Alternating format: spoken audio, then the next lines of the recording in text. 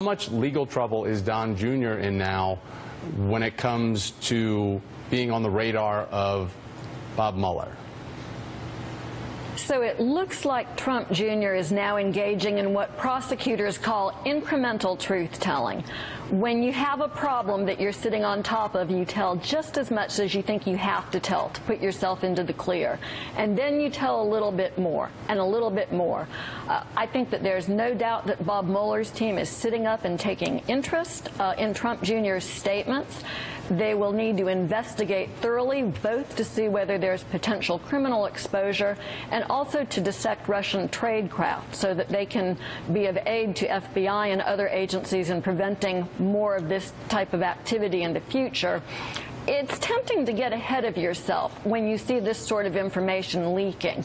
But so much in Trump Jr.'s demeanor in this case, the way he denies and then tells a little bit at a time, and none of it really makes sense, even to the point of we're hearing 3 key people in the Trump campaign are going to this meeting that they don't know who they'll meet with. They don't know what the topic is. We're still not at the end of this one.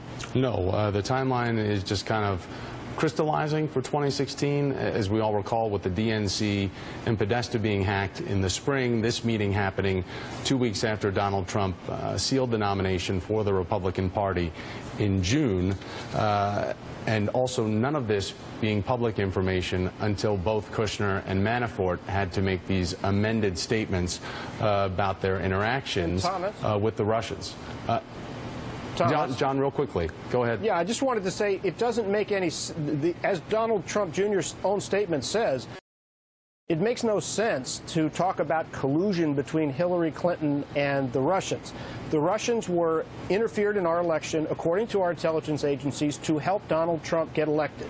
He was elected. Now he is acting in a friendly manner toward Vladimir Putin, and I think you can't lose sight of the basics here, and this is one more element that fills in and raises questions about exactly what the relationship was between the Trump campaign and the Russians before the election. Well, and we didn't have that type of intel information until the fall, prior to the election, about the intel assessment on all of this, but we do have candidate Trump's statements during which time he encouraged Russia to hack in, get Hillary Clinton's lost 30,000 emails. Panel, I'm going to ask you to stay with me because we've got a lot to unpack, but I want to bring in now Devin.